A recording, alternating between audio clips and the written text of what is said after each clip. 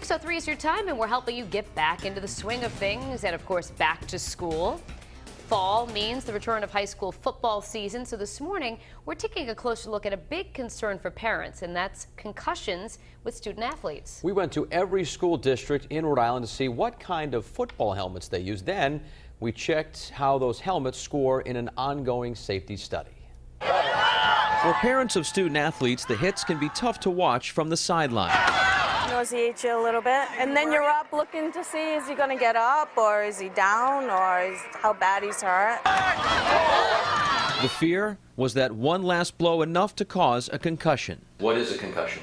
So it's any hit to you that's going to cause your brain to rotate within its skull. With growing concerns over concussions in young athletes, researchers from Virginia Tech have begun a 5-year study to see if some football helmets offer more protection than others. They tested 23 different makes and models of adult-sized large football helmets and graded them on a scale from 0, not recommended, to 5, best available. We wanted to know how the helmets used by local schools would score, so we went to every school district in Rhode Island and asked for the types of football helmets they use. 24 districts responded. The good news, we found no helmets with a score of 0 being used. All of the helmets rated adequate or better in the districts that responded. 3 Rhode Island districts use helmets with no data in the Virginia Tech study. And only 3 helmets in a single district scored a 1 or marginal. We found those helmets on an inventory sheet for Cranston West High School. Though school officials tell us the helmets are not being used anymore and have been replaced by a different model. You can get it falling down the stairs. Dr. Nayra Rauker is a concussion specialist with the Center for Sports Medicine.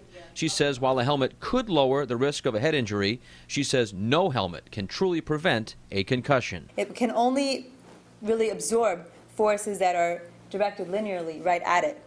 It's not going to really absorb much of the rotational energy. So while it's great to prevent skull fractures, it's not going to do much to prevent concussions. Meantime, Dr. Rauker says the one stamp of approval you should be looking for when it comes to your child's helmet is the National Operating Committee on Standards for Athletic Equipment, or NOCSE. The industry standard is NOCSE. If they've met NOCSE standards, that is perfectly adequate helmet. The director of the Rhode Island Interscholastic League tells Eyewitness News that all of the league's participating schools use NOCSE-approved helmets. To find out more about the helmets your high school football team is using, head over to WPRI.com. You'll find a complete list of the helmets we found at local schools and learn more about the study that's putting these helmets to the test. And tomorrow at 6 a.m., only on Eyewitness News this morning, we'll tell you about a new change in state law aimed at protecting all school-aged kids from concussions.